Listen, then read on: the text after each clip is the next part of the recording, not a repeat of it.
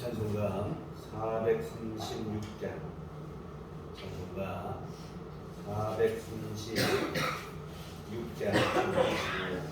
시작하시도록 하겠습니다.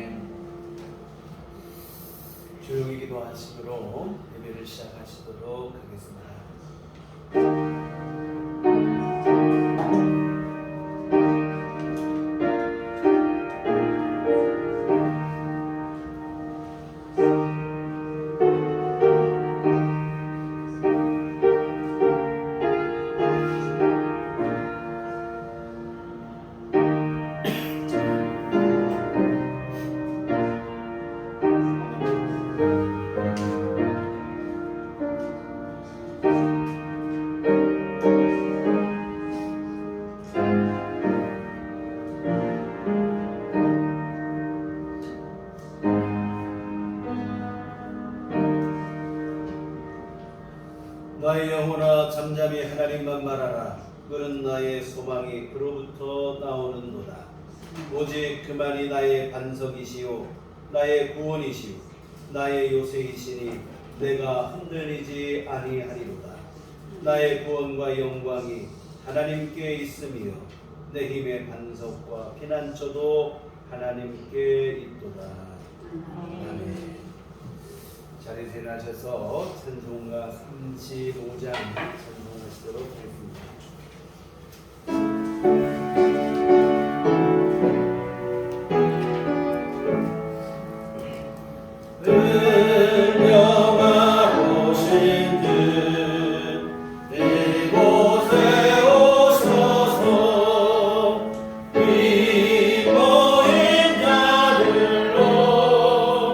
주 백성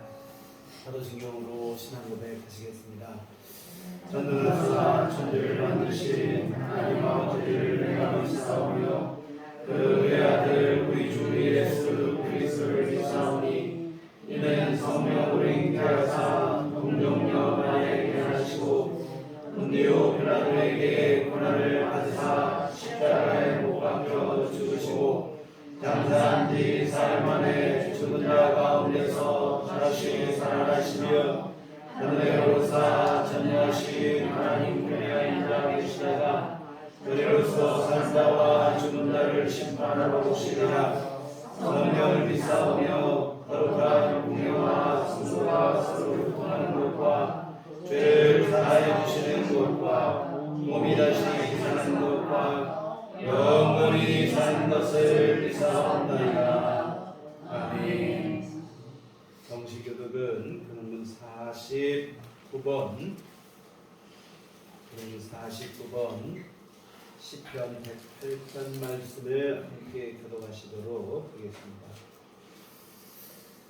하나님이여 내 마음을 정하여 싸우니 내가 노래하며 나의 마음을 다하여 찬양하리로다. 디파야 수금아 깰지어다. 내가 새벽을 깨우리로다. 여호와여 내가 만민 중에서 주께 감사하고 온 나라 중에서 주를 찬양하오니 주의 인자하심이 하늘보다 높으시며 주의 지시는 궁창에까지 이르나이다. 하나님이여 주는 하늘 위에 높이 들리시며 주의 영광이 온땅에서 높임 받으시기를 원하나이다. 주께서 살아나시는 자들을 건지시기 위하여 우리에게 응답하사 오른손으로 구원하소서. 아멘. 성경은 찬송가 3장입니다.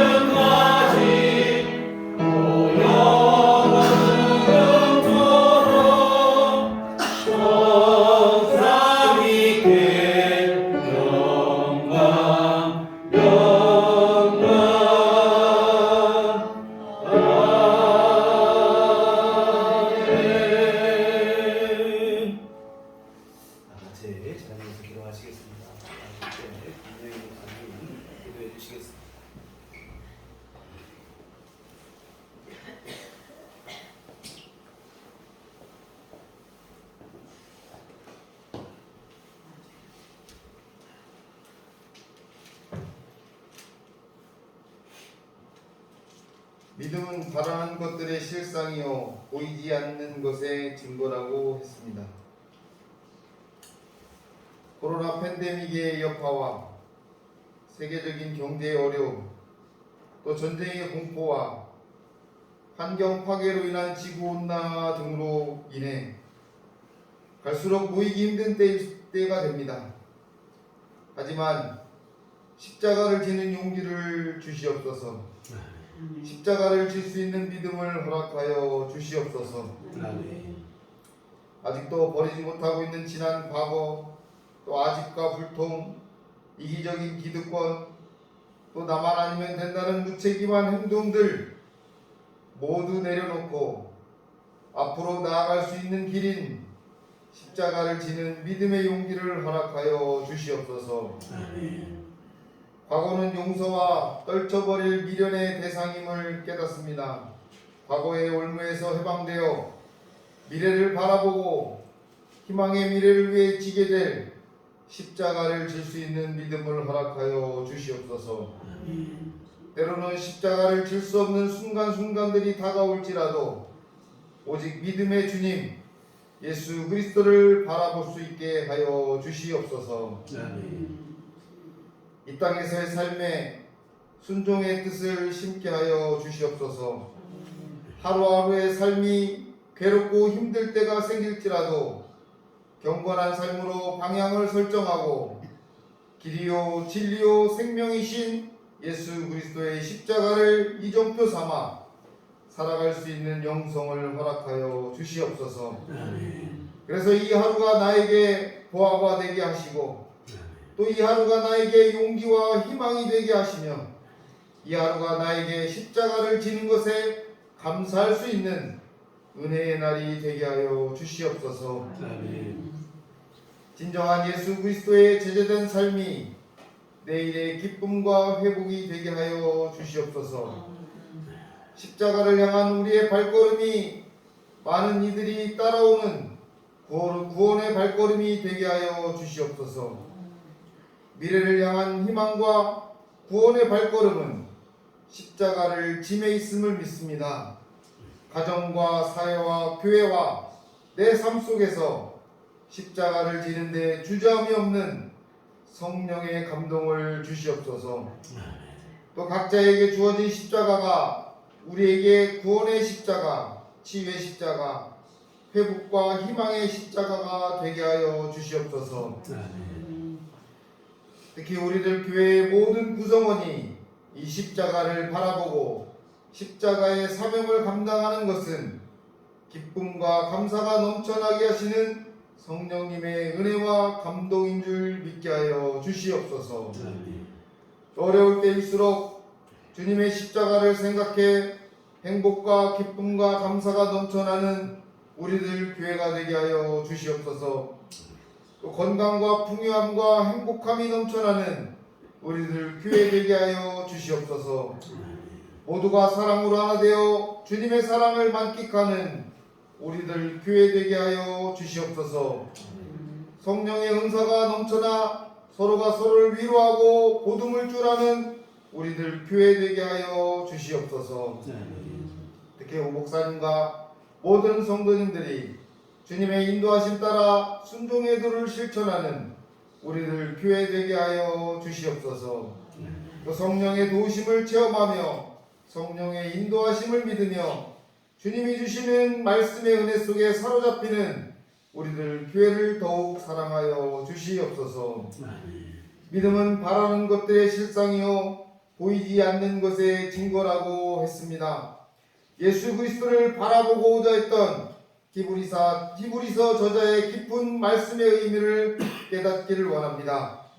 우리들 교회와 또 이곳에 속한 모든 성도들과 또 사업장을 온전하게 해주시기를 원하시며 이 시간 성령님 보내주시고 말씀의 감동으로 인도하시며 이 예배의 주인 되시는 예수 그리스도의 이름으로 간절히 기도합니다. 아멘.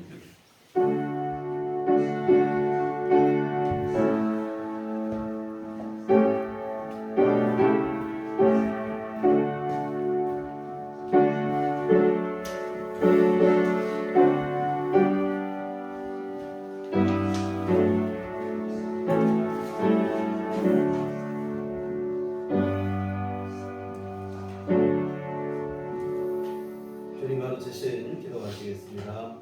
하늘에 계신 우리 아버지여, 이름이 거룩히 여김을 가르치오며 나라의 마옵시며 뜻이 하늘에서 이룬 것 같이 땅에서도 이루어지리라. 오늘날 우리에게 오늘 양식을 주옵시고 우리가 우리에게 죄진 자를 사하여 것 같이 우리의 죄를 사하여 주옵시고 우리를 시험에 들게 하지 마옵시고 하나님께서 도와주소서. 대개 나와 권세와 영광이 아버지께 영원히 있사옵나이다. 아멘. 이 시간 우리에게 주신 하나님 말씀은 누가복음 9장 46절로 48절 신약성경 누가복음 9장 46절부터 48절까지 말씀 우리 다 같이 한 목소리로 합독하시도록 하겠습니다. 제자 중에서 누가 크냐 하는 변론이 일어나니 예수께서 그 마음에 변론하는 것을 아시고 어린아이 하나를 데려다가 자기 곁에 세우시고 그들에게 이르시되 누구든지 내 이름으로 이런 어린아이를 영접하면 곧 나를 영접하며 또 누구든지 나를 영접하면 곧 나를 보내신 이를 영접하리라. 너희 곧 모든 사람 중에 가장 작은 그가 큰자니라. 아멘.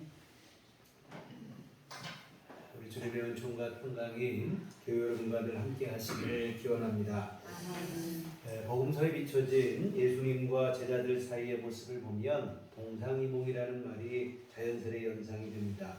한 자리에서 잠을 이루고 있지만 서로 꾸는 꿈은 다르다 하는 그런 말인데요.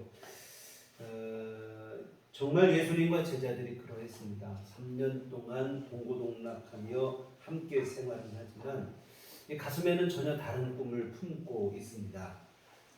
사도행전에 와서야 오순절 성령 강림을 통해서 비로소 예수님의 꿈이 제자들의 가슴에 새겨지는 것을 볼 수가 있습니다.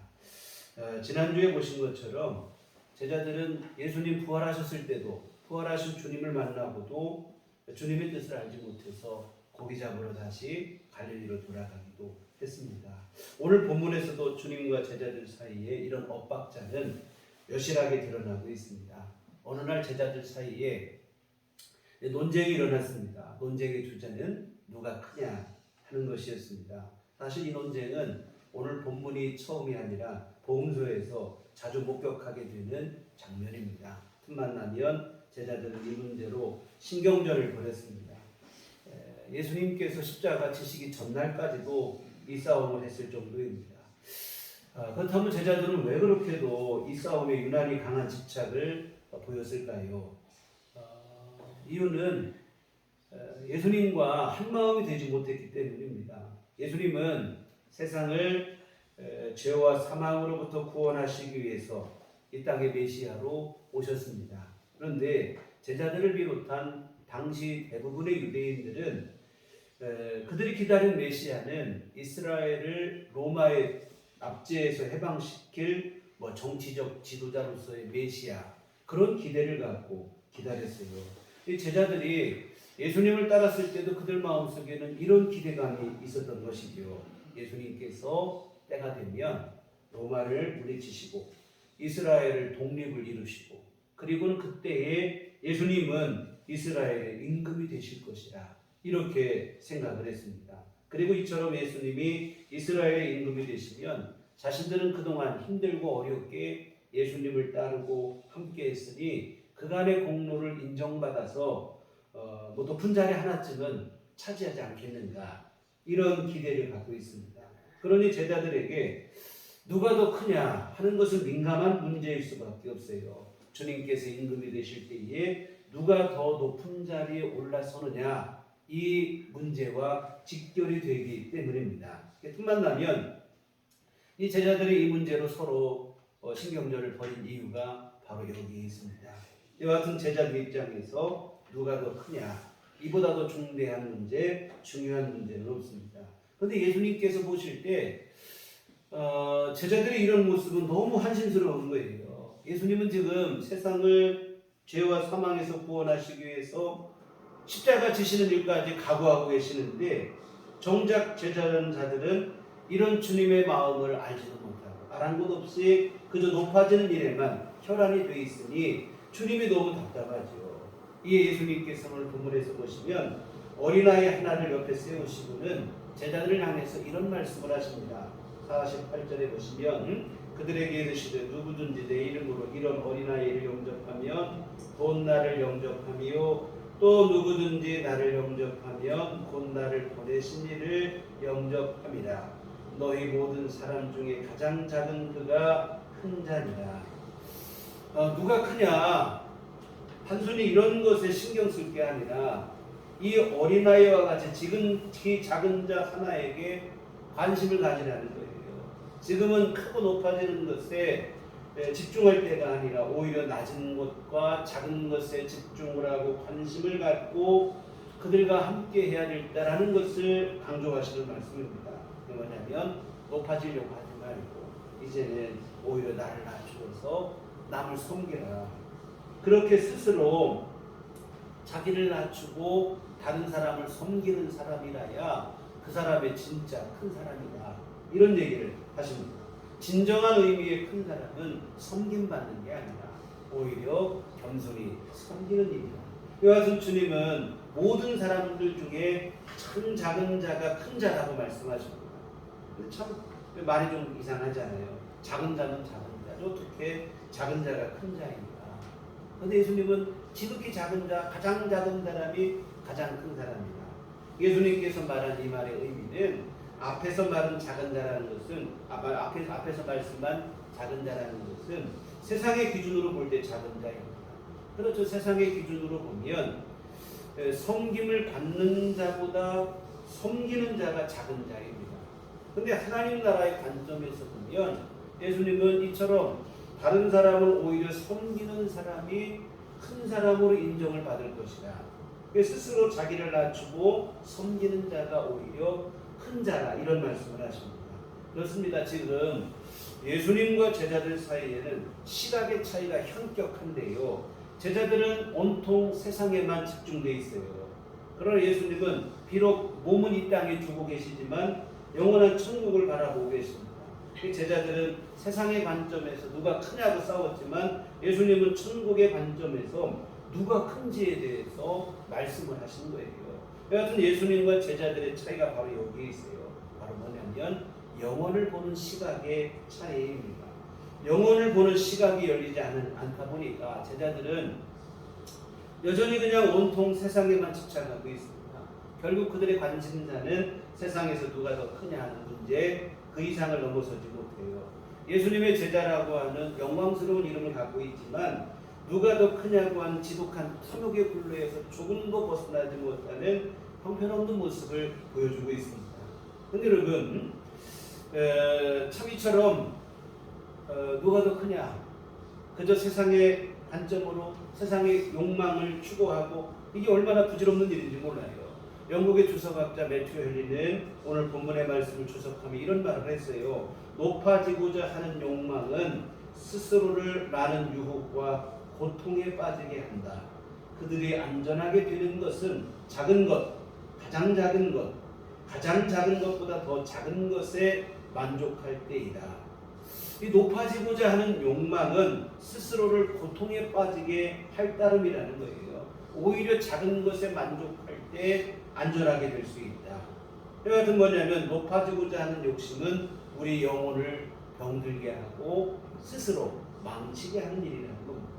특히 교회와 성도의 삶은 더더욱 그러합니다. 세상에서 높아지고자 하는 욕망을 버리지 못하면 여러분 교회는, 성도는 세상으로부터도 하나님으로부터도 어느 누구에게도 인정받지 못하게 돼요. 교회 역사가 이 사실을 분명하게 증명하잖아요. 여러 차례 말씀드린 얘기지만 로마로부터 기독교가 얼마나 핍박과 박해를 받았지만 그러나 그때는 교회는 생명력이 있었어요. 힘이 있었다 이 말입니다. 교회로서의 그냥 막강한 힘을 가지고 있어요. 그런데 기독교가 공인이 되고 로마의 국교가 되고 그러다 보니까 핍박과 박해는 없어졌는데 오히려 핍박과 박해가 없어지고 난 후에 도리어 타락하는 모순의 결과를 초래하고 말았습니다. 이유는 간단해요. 기독교가 로마의 국교가 된 이후 예수 믿는다는 것은 어떤 의미였냐면 높아진다는 의미가 됐습니다. 기득권층이 된다는 의미가 됐습니다. 아까 목사님 기도하실 때 우리 십자가 치고 십자가 정신을 강조하시는데 정말 예수님의 십자가 정신을 따라 낮아지고 섬기는 게 예수 믿는 길인데 기독교가 로마의 국교가 된 이후에는 기독교는 기득권층에 들어가는 겁니다. 높아지는 일이 되기를. 결국 그렇게 된 때부터 교회가 힘을 잃었다 이 말입니다. 더 이상 세상에 빛이 되지 못하고 소망이 되지 못해요. 겉으로 볼 때는 기독교가 로마를 정복한 것 같지만 실상으로 봐서는 로마가 기독교를 오히려 세속화시키는 그러한 결과를 초래했습니다. 그래서 교회 역사가들은 기독교 공인과 국교화에 대해서 평가를 이겼지만 사실은 진 거라는 거예요. 겉으로 볼 때는 이긴 것 같지만 사실은 패배하는 거죠. 정말 여러분 기독교가 로마의 국교가 되었을 때 교회와 성도들은 더욱 겸손한 마음으로 십자가를 지고 낮아지며 예수님을 말씀을 따라야 했다 이 말입니다. 그렇다면 이런 결과를 초래하지 않았겠지요. 그러나 교회는 이때에 잘못된 선택을 하는 거예요. 주를 향한 헌신, 열정 이런 것은 온데간데 없고 교회 안에 남은 게 뭐냐면 권력에 대한 욕망만 남았다 이거예요. 교회 안에 산 일이 뭐였냐면 고작 누가 더 크냐. 오늘 본문의 제자들과 똑같은 일을 했습니다. 결국 교회는 하나님을 높이고 믿음으로 사는 믿음의 산실이 아니라 권력과 탐욕의 각축장이 되고 말았다 이 말입니다. 그래서 결국 기독교가 로마의 국교가 되면서 교회 안에 사람들은 넘쳐났지만 교회는 오히려 생명력을 잃어버리는 어처구니 없는 결과를 초래하고 말았는데요. 왜 그런가? 그 중심에는 높아지고자 하는 욕망, 그것이 자리하고 있어요.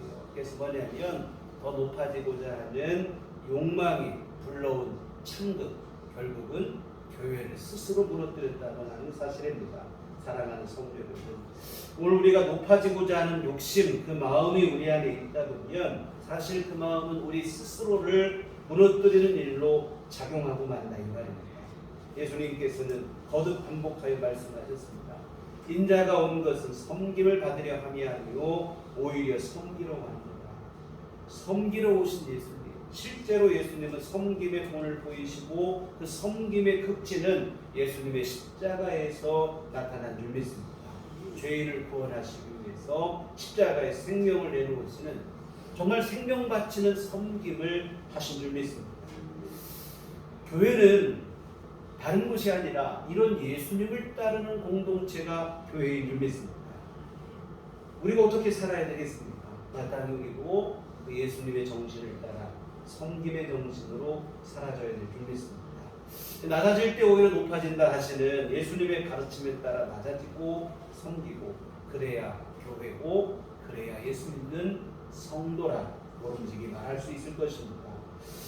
지극히 작은 자 하나에게 한 것이 곧 주님께 한 일이라는 예수님의 말씀을 우리 마음속 깊이 새겼으면 좋겠습니다. 우리가 작다는 이유로 무시하고 차별하고 넘어서 억압하고 그렇게 해서는 안 됩니다. 오늘 여러분에게 다른 누구에 비해서 더 큰 힘이 있다고 하면, 조금이라도 더 큰 힘이 있다고 하면 그것은 다른 사람 위에 군림하라고 주신 게 아니에요. 하나님께서 여러분에게 조금이라도 다른 이에 비해서 힘이 있고 재능이 있고 능력이 있고 여력이 있다면 그것은 다른 사람을 무시하고 차별하고 군림하라고 주신 게 아니라 오히려 그 힘을 가지고 주변을 살피고 돌보고 섬기고 그러라고 여러분에게 주신 것인 줄 믿으시길 바랍니다. 그래서 여러분의 도움을 필요로 하는 사람이 주변에 반드시 있어요. 외면하지 말고 그것이 비록 작은 섬김이라 할지라도 실천하셨으면 좋겠습니다. 우리는 뭐 섬김, 봉사 이런 거 자꾸 얘기하면 아프리카 오지에 뭐 봉사활동 가신 뭐 선교사님들 뭐 봉사활동 하시는 분들 이런 거를 너무 거창한 것부터 생각하니까 시작을 못하는 거예요. 아닙니다. 작은 것도 섬김은 섬김인 줄 믿습니다. 나에게는 작은 수고이지만 어떤 것은 누군가에게는 아주 큰 도움이 되는 일들도 있습니다. 정말 나는 별거 아닌 것, 정말 아무것도 아닌 작은 수고이지만 그것이 누군가에게는 큰 도움이 되고 힘이 되기도 용기가 되기도 위로가 되기도 하는 그런 일들이 있어요. 그런 일부터 여러분들이 시작하시면 좋은 줄 믿습니다.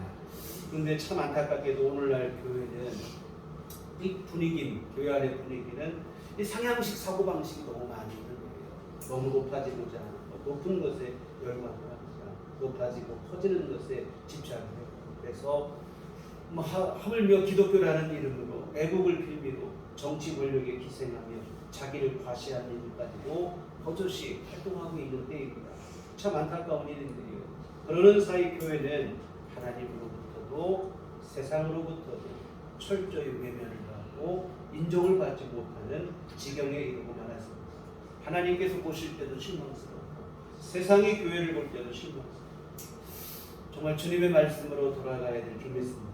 주님의 뜻과 주님의 꿈을 우리의 가슴에 새기고 품을 수 있어야 될 줄 믿습니다.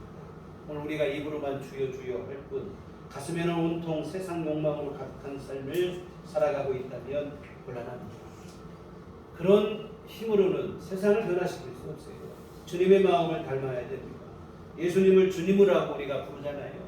예수님을 주님이라고 부른다는 말은 우리 자신을 예수님의 종으로 인정한다는 뜻이 되는데, 우리의 주인이신 예수님은 방금 말씀드린 것처럼 섬기러 오셨다고 그랬어요.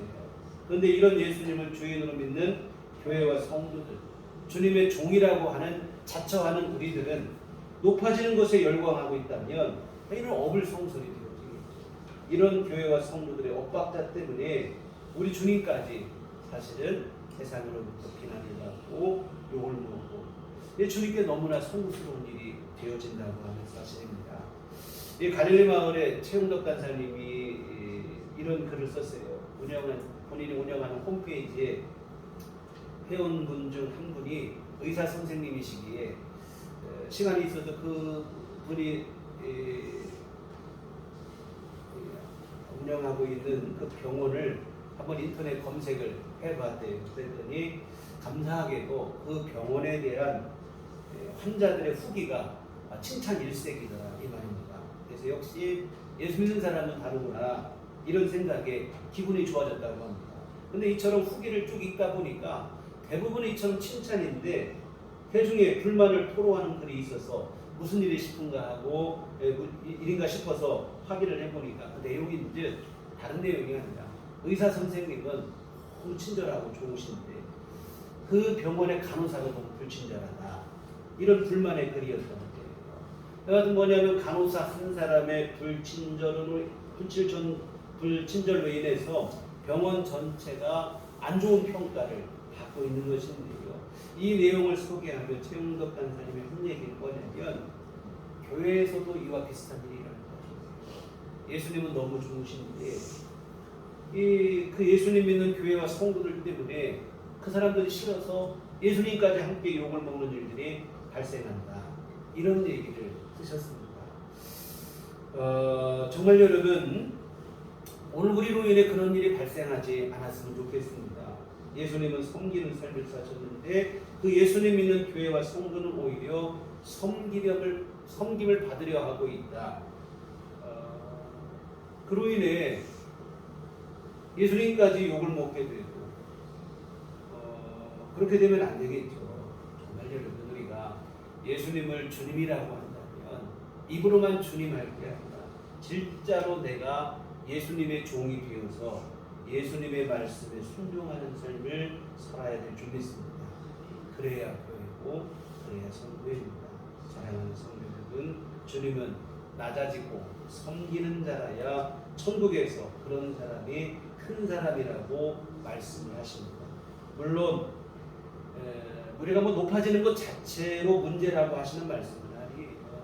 우리가 여러분 사회적인 신분이 높아질 수도 있고 여러 가지 지위가 높아질 수도 있고 할 수 있죠. 그러나 높아지더라도 마음가짐을 높이 하지 말라는 거예요.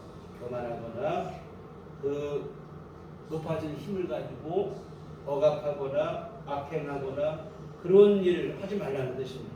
오히려 높아지더라도 겸손한 마음으로 모든 사람을 섬깁니다. 그래서 여러분 높아지는 것에만 혈안이 되고 높아진 그 힘을 가지고 부정과 또한 악행을 일삼는 일, 그러한 일을 금기시하는 그러한 말씀입니다. 때로 많은 이들이 강자 앞에서는 비굴 하고 약자 앞에서는 오만한 사람 이렇게 되는 경우들이 있는데요. 그렇게 되지 말아야 할 것입니다. 강자 앞에서도 당당하고 약자 앞에서는 겸손히 오히려 숨기는 삶을 살아가고 이런 사람이 사실은 진정으로 큰 사람입니다. 주님 나라에서 그런 사람이 주님의 칭찬을 받고 인정을 받게 되는 것입니다. 우리 주님께서 진짜로 그렇게 사셨고 주님의 제자인 우리도 마땅히 그러한 삶을 살아야 될 줄 믿습니다. 또 하나 오늘 본문에서 우리가 교훈으로 삼고자 하는 것은 뭐냐면 천국과 영생의 관점으로 오늘의 삶을 살자는 얘기입니다. 우리의 판단과 선택의 기준과 근거를 천국과 영생으로 삼으셔야 됩니다. 제자들이 누가 더 크냐는 것에 집착한 이유는 다른 거 없어요. 이 땅이 전부라고 생각하기 때문에 그렇습니다. 반면에 예수님께서 섬기는 사람이 큰 자라고 말씀하신 이유는 천국과 영생의 관점으로 판단하셨기 때문입니다. 사랑하는 성도 여러분, 오늘 여러분의 말과 행동과 판단과 선택과 결정은 어디에 기준과 근거를 두고 있습니까? 단지 이 땅이 전부라는 생각에 근거를 두고 있습니까? 아니면 천국과 영생에 근거를 두고 있습니까? 오늘 저와 여러분은 예수 믿어 구원받은 자들입니다. 예수님 안에서 천국과 영생을 확신하고 소망하는 자들입니다. 그러므로 단지 이 땅의 관점으로만 모든 것을 판단하거나 결정하거나 그렇게 생각하고 살면 안 되는 사람들입니다. 천국과 영생의 관점에서 말도 하고 행동도 하시고 판단도 하시고 결정도 하셔야 됩니다. 오늘 여러분의 중요한 결정에 주님 앞에 서게 될 날, 그날에 주님이 하실 평가, 이러한 것들이 중요한 요인으로 작용을 하셔야 될 줄 믿습니다. 그러한 것을 전혀 염두에 두지 않고 그저 지금 여기에서 무엇이 나에게 유익이고 이득이고 나에게 더 편리한가, 단지 이런 것에만 집중하고 살아간다면 곤란한 일이에요. 지금 내 선택, 지금 나의 결정, 주님 앞에 섰을 때 어떤 평가인가, 항상 이것을 먼저 생각할 수 있는 그런 마음가짐이 되어셔야 될 줄 믿습니다. 예수 믿어 천국 갈 사람은 그냥 말로만 천국 갈 게 아니라 천국 갈 사람답게 오늘의 삶을 살아야 될 줄 믿습니다. 오늘날 교회와 성도들의 천국과 영생에 관한 믿음과 이해가 사실 너무 피상적이고 단편적이에요. 우선 천국을 믿는다는 믿음이 확실치 못하고 불분명합니다. 그냥 혹시 모르니까 보험 드는 심정으로 일단 믿는다고 보는 이런 식이 많고, 분명히 천국이 있다고 하는 그런 확신이 부족합니다. 믿으면 좋고 없으면 또 어쩔 수 없고 어정쩡한 경우가 많이 있어요. 또 하나, 천국은 나중 일이니까 우선은 이 땅에서 잘 먹고 잘 사는 게 더 중요하다고 생각하는 착각이 있어요. 왜냐하면 나는 예수 믿었으니까 일단 천국은 떼놓은 당상이고, 그렇다면 지금 여기에서 좀 더 잘 살고 좀 더 잘 누리고 좀 더 편하게 살다가 천국 갈 수 있다면 더 좋지 않겠는가 하는 생각을 하는데, 이 천국에 대한 믿음이 지극히 단편적이라 이 말입니다. 여러분, 천국은 지금 죽음 이후에 가는 나라만이 아니라 이 말이에요. 천국은 우리가 하나님 나라, 하늘나라, 죽음 이후에 가는 나라 이렇게 많이 생각하는데, 천국은 주님이 다스리심을 받는 하나님 나라가 천국인 줄 믿습니다. 주님의 다스리심을 받는 곳이라, 주님의 통치가 임하는 곳이라고 하는 더 큰 의미를 가지고 있는데, 지금 여기에서도 천국이 가능하다 이 말입니다. 오늘 여러분이 주님의 말씀을 따라 주님의 다스리심을 받고 주님의 뜻에 순종하고 있다면 지금 여러분 심령 안에 하나님이 다스리시는 천국이 이루어진 일인 줄 믿습니다. 근데 여러분, 천국은 어느 날 갑자기 죽음 이후에 갈 수 있는 그런 것이 아니라는 얘기입니다. 뭐냐면 이 땅에 사는 동안 내 마음대로 온갖 욕심과 욕망으로 막 살다가 죽음 이후에 어느 날 갑자기 또 내 천국으로 들어가고 이런 게 아니라는 거예요. 여러분, 지금 여기에서 이 땅에서부터 주님의 다스리심을 받고 천국을 누리는 자라야 그런 사람이 죽음 이후에 주님의 부르심을 받아 천국에 이르게 되는 줄 믿습니다. 일단 지금은 내 마음대로 막 살다가 죽음 이후에 천국이 있으면 천국 가면 된다고 하는 생각은 착각이라 이 말입니다. 그런 일은 없어요. 지금 여기에서부터 주님의 다스리심을 받는 삶을 살고 주님의 뜻에 순종하는 삶을 천국 백성답게 살아가는 사람이라야 주님이 부르시는 날, 주님 앞에 가는 그날에 천국에 이르게 되어질 줄 믿습니다. 사랑하는 성도 여러분, 예수 믿어 천국 갈 것을 믿는다면 오늘의 삶을 천국 갈 사람답게 살아야 될 줄 믿습니다.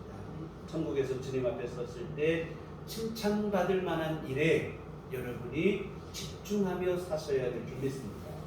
단지 지금 당장 나에게 무엇이 유익한가 여기에만 창념할 것이 아니라 주님 앞에 서는 날에 무엇이 나에게 영광이 됩니까? 어떤 일에 주님은 나를 칭찬하실까? 이것을 생각하시면서 여러분의 말도 하시고 행동하시고 판단하시고 선택하시고 결정하시고 그렇게 살아가셔야 될 줄 믿습니다. 바울 사도께서는 우리의 시민권이 하늘에 있다는 말로 그 의미를 더욱 분명하게 우리에게 전해주었는데요.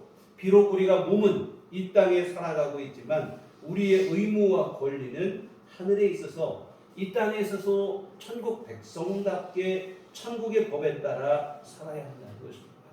여러분 우리 국민이 한국에만 살고 있는 게 아니에요. 재외동포들이 있잖아요. 그분들의 시민권은 다 한국에 있는 거예요. 국적이라고 하는 것이 한국에 있어요. 그분들은 외국에 살지만 한국인답게 사는 거예요. 오늘 우리도 마찬가지입니다. 지금 내가 이 땅에 살고 있지만 나는 천국 백성이기 때문에 천국 백성답게 살아야 된다 이 말입니다. 이와 같은 우리의 시야가 확장이 되어야 돼요. 천국과 영생이 단지 피상과 관념에만 머물 것이 아니라 확신이 되어야 되고 분명하게 믿어져서 오늘의 삶을 천국의 관점으로 살아야 될 줄 믿습니다. 사랑하는 성도 여러분, 예수 믿는 성도의 삶 속에 반드시 요구되는 변화가 바로 이것입니다. 어디를 보고 있느냐? 정말 내가 예수 믿기 전에는 단지 이 땅이 전부인 것처럼 살았어요. 그러나 예수 믿고 난 다음에는 우리의 시각이 이 땅을 넘어 하나님의 나라, 영원까지 바라보게 되는 줄 믿습니다. 그 시각의 변화가 일어나야 돼요. 이게 바로 진정한 의미의 신앙의 성숙인 줄 믿습니다. 그래서 신앙의 성숙이라고 하는 것은 내가 예수 믿기 전에는 이 땅이 전부니까 세상에 대한 욕망으로 살죠. 그러나 예수 믿고 난 다음에 시각이 바뀌는 거예요. 시야가 넓어진다 이 말입니다. 그러다 보니까 이제는 이 땅에 대한 욕망이 천국에 대한 소망으로 전환이 되는 거예요. 이게 바로 사실은 신앙의 성장이죠. 지금 여기를 넘어 영혼을 보는 시각으로 확장되어져야 되고 그때 우리 삶의 자세가 사실은 진정으로 바뀌게 되어질 줄 믿습니다. 새해가 시작되면 우리 각자 뭐 여러 가지 다짐들을 하는 거예요. 다른 어떤 다짐도 다 필요하겠지만 천국의 관점에서 영생의 관점에서 오늘의 삶을 살자는 각오와 다짐을 오늘 여러분 안에 새롭게 했으면 좋겠습니다. 그저 이 땅의 욕심만 쫓아 사는 삶이 아니라 천국의 영광을 소망하며 오늘의 삶을 지혜롭게 살았으면 좋겠습니다. 모든 인생은 반드시 주님 앞에 서야 할 날이 있어요. 이 사실을 안 믿는 사람들에게도 그날은 예외가 아닙니다. 예외가 없어요. 그리고 그 사람의 삶에 대한 진정한 평가는 지금 여기가 아니라 사실은 주님 앞에 서는 그날의 평가가 우리에게 주어진다고 하는 사실입니다. 지금 여기에서 받는 박수와 칭찬은 유통기한이 그렇게 길지가 않습니다. 지금 당장 유익이 되고 이익이 되는 것 또한 마찬가지입니다. 이것은 영원하지가 못해요.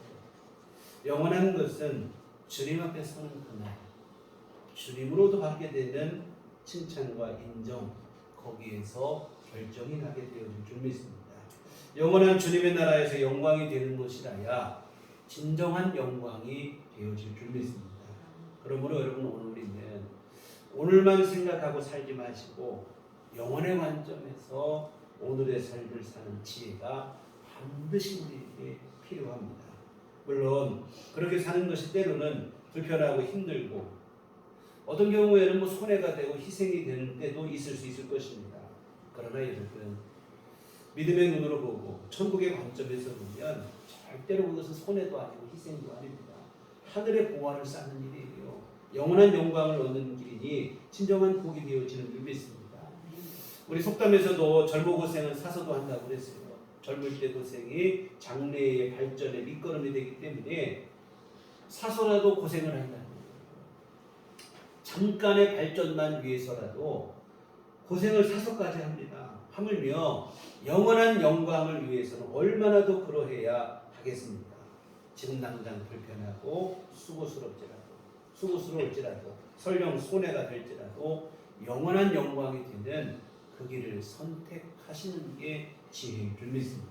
그래서 믿음으로 사는 자는 반드시 하나님 나라에서 주님의 인정을 받게 되어지니 여러분, 오늘 여러분의 삶 속에서 좀 힘들고 불편하고 부담이 되고 때로는 참 이것이 수고스럽고 버거울지라도 믿음의 길을 선택하셨으면 좋겠습니다. 우리 주님께서 기뻐하시는 길을 기꺼이 선택하며 그 일에 헌신하셨으면 좋겠습니다.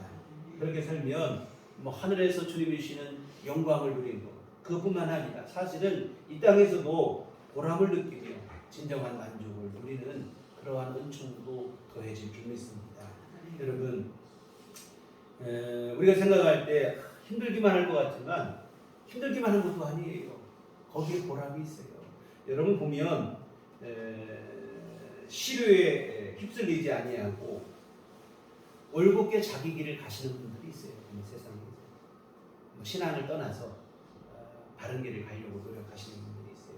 그분들이 이구동성을 하시는 얘기가 뭐냐면 사실은 보람과 성취감, 만족감을 얘기합니다. 힘들긴 하지만 보람이 있다는 거예요.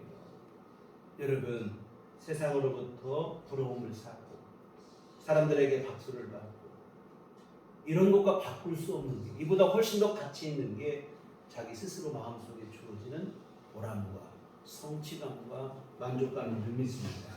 오늘 우리도 여러분, 주님의 원하시는 말씀대로 이 땅에서 때로는 오늘 본문의 말씀을 예로 들어 말씀하면 섬기는 삶, 섬김 받는 것보다 섬기는 게 어려운 것은 분명한 사실이죠. 그러나 여러분, 여러분이 주어진 힘을 갖고 나에게 주신 그 재능을 갖고 여러분이 그것을 갖고 오히려 지배를 하고 이게 아니라 내가 섬기고 다른 이들을 높이고 그러한 삶을 살면 당장은 수고스러울 것 같지만 여러분 그 안에 들어가서 실제로 그러한 삶을 살다 보면 거기서 보람을 느끼고 사실은 그 어떤 것과도 바꿀 수 없는 더 큰 성취감, 보람과 만족감을 누리게 되어질 줄 믿습니다. 더 중요한 것은 주님 나라에 이르렀을 때 주님으로부터 영원한 칭찬과 인정을 받게 될 것이라고 하는 사실입니다. 사랑하는 성도 여러분, 무슨 말을 하든지 무슨 행동을 하든지 무슨 결정을 하고 선택을 하든지 당장 코앞만 바라보지 않았으면 좋겠습니다. 새해 우리들 교회 모든 성도님들 안에 영혼을 보는 시각이 분명하게 열리기를 소망합니다.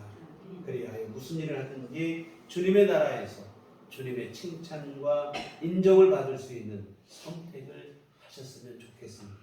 그래서 오늘 하루만 생각하지 마시고 정말 영혼을 생각하시며 오늘의 삶을 조금 더 지혜롭게, 조금 더 하나님 앞에 올바른 선택을 하며 살아가는 우리 모든 성도님들의 삶이 되시기를 주님의 이름으로 축원합니다. 아멘. 기도하시겠습니다. 하나님 아버지, 우리 가는 걸음걸음이 하나님의 선하신 뜻을 따르는 삶이 될 수 있도록 도와주시옵소서. 단지 지금 현실의 이 유익만을 생각하는 그러한 삶이 아니라 하루만 보고 살아가는 삶이 아니라 영혼을 보고 사는 삶이 될 수 있도록 도와주시옵소서. 지금 여기보다 그날의 주님으로부터 더 인정받을 수 있는 삶을 살아가게 하시고 주님의 칭찬받을 수 있는 삶을 살아가게 하여 주시옵소서. 예수님 이름으로 기도했습니다. 아멘. 찬송가 433장 찬송가 433장 찬송하시겠습니다.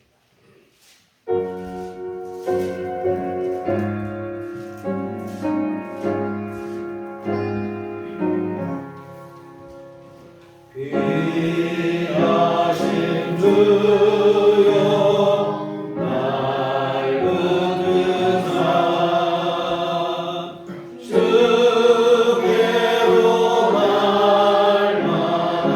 오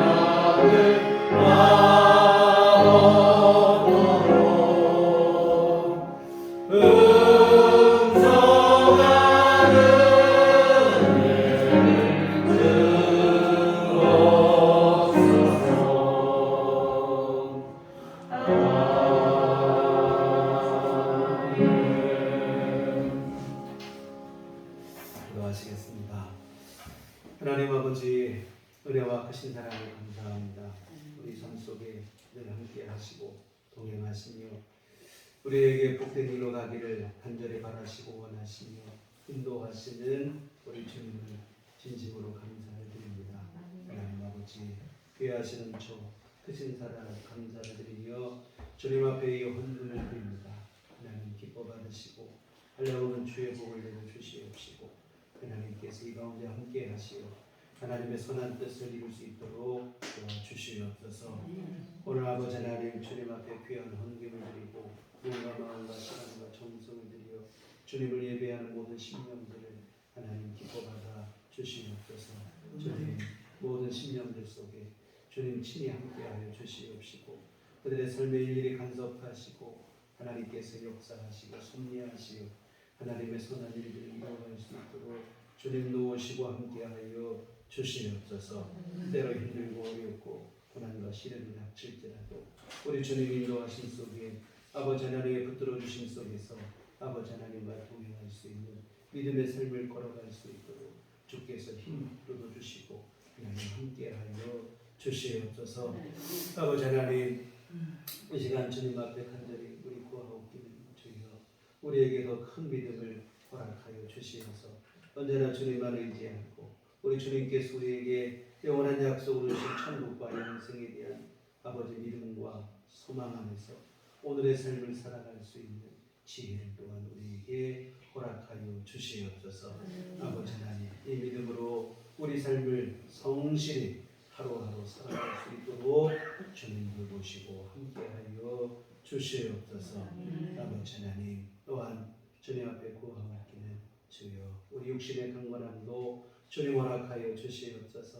아버지 하나님 병중에 있는 성도님들을 기억하여 주시옵시고 우리 주님 권능의 손길로 친히 안수하여 주시옵시고 병든 것은 아버지 하나님 도련해 주시고 우리 주님의 은총 안에서 아버지 회복의 은총을 누릴 수 있도록 주께서 역사하여 주시옵소서. 모든 병마를 물리치고 건강을 회복하도록 주께서 역사하여 주시옵소서. 우리 모두 날마다 하나님 주시는 새 힘으로 하루하루의 생활과 활동을 아버지 하나님 이루어갈 수 있도록 도와주시옵소서. 불편함 없게 하여 주시옵소서. 우리의 생활에 어려움이 없도록 하나님께서 건강 주시어서 모든 활동을 원활히 이루어지도록 주께서 도우시고 함께해 주시옵소서. 아버지 하나님 경제적인 아버지 하나님 은혜도 내려주시어서 날마다 우리 필요한 것들이 있습니다.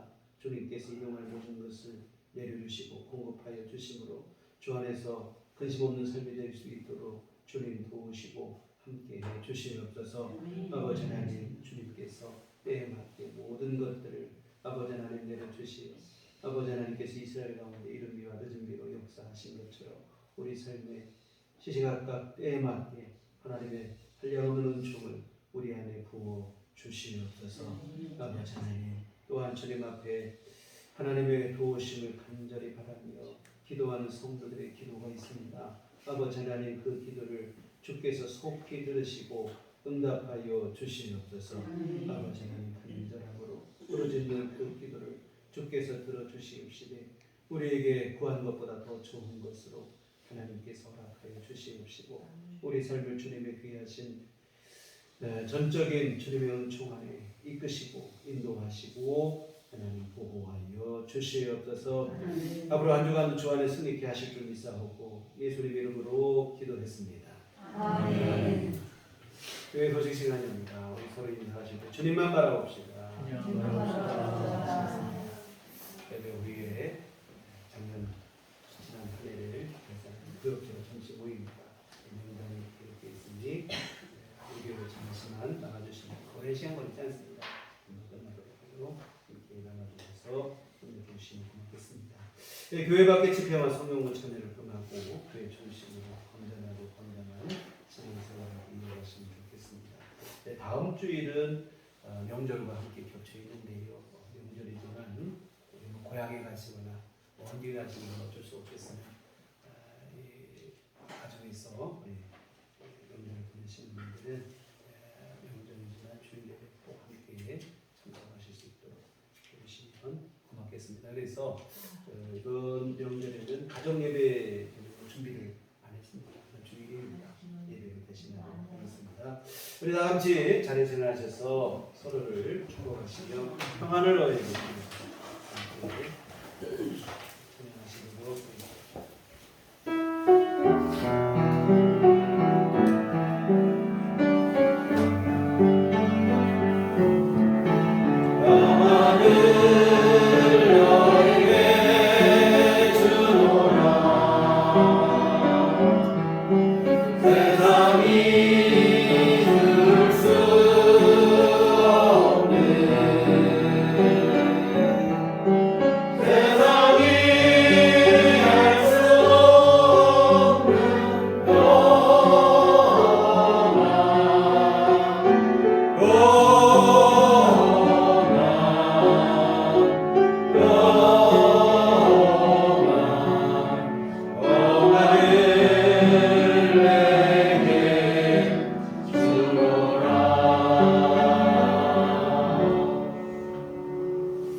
오직 성령이 너희에게 임하시면 너희가 건도를 받고 예루살렘과 온 유대와 사마리아와 땅 끝까지 이르러 내 증인이 되리라. 우리가 주의 증인이 되리라. 이제는 우리 주 예수 그리스도의 구속의 은혜와 하나님 아버지의 극진하신 사랑하심과 성령님의 기름교통 역사가 너무 충만하시니 주의 피로 세우신 우리들 교회와 주님 나라에서 주님의 영광과 주님의 칭찬받기 위해 오늘의 삶을 결정하고 선택하며 살아가기를 소원하는 주의 모든 자녀들의 성성이 지금부터 영원토록 함께 계시기를 간절히 축원하옵나이다. 아멘.